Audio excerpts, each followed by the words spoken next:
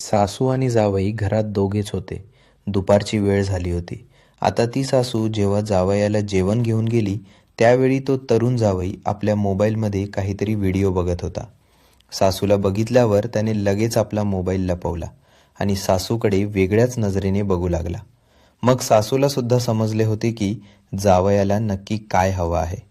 मग त्या खोलीत जे घडले ते ऐकून तुम्ही नक्कीच हैराण व्हाल. त्यामुळे व्हिडिओ नक्की शेवटपर्यंत बघा. त्याआधी आपल्याला विनंती आहे की आपण चॅनलवर नवीन असला तर नक्की आपल्या चॅनलला सबस्क्राईब करा. चला तर घटनेला सुरुवात करू. चंद्रपूर जिल्ह्यातील एका गावात 34 वर्षीय अशजित बोनवणे हा आपल्या पत्नी अक्षरा बोनवणे आणि 2 मुलांसह राहत होता. अक्षराची आई शैलानी भोकले ही काही महिन्यांपासून त्यांच्या घरी ये-जा करत होती. सुरुवातीला सर्व काही सुरळीत सुरू होते. अशजित आणि शैलानी यांच्यात सासू जावयाचे साधारण नाते असल्याचे सर्वांना वाटत होते. मात्र कालांतराने दोघांमधील जवळीक वाढत गेली आणि त्याचे रूपांतर गुप्त संबंधांमध्ये झाल्याचा संशय अक्षराला येऊ लागला. अक्षराला अनेकदा दोघांचे वागणे विचित्र वाटू लागले. शैलानी सतत अशजितची बाजू घेत असे, तर अशजितही तिच्या प्रत्येक गोष्टीकडे विशेष लक्ष देत असे. घरातील इतरांना हे सामान्य वाटत असले तरी अक्षराच्या मनात शंकेची पाल चुकचुकू लागली. तिने अनेकदा नवऱ्याला विचारणा केली, मात्र तो तिचा गैरसमज असल्याचे सांगून विषय बदलत असे. एके दिवशी अक्षराला अशजितच्या मोबाईलमध्ये काही संदेश दिसले. ते पाहून तिचा संशय आणखी बळावला.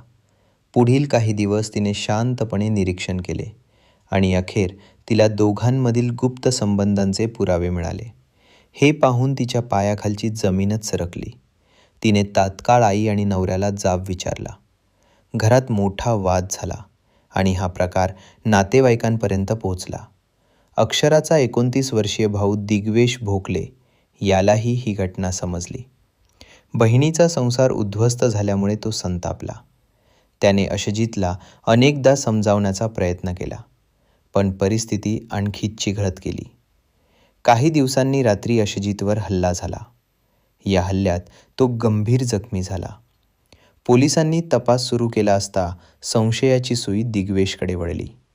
चौकशीत दिग्वेशने रागाच्या भरात काही मित्रांच्या मदतीने हल्ला घडवून आणल्याची कबुली दिली.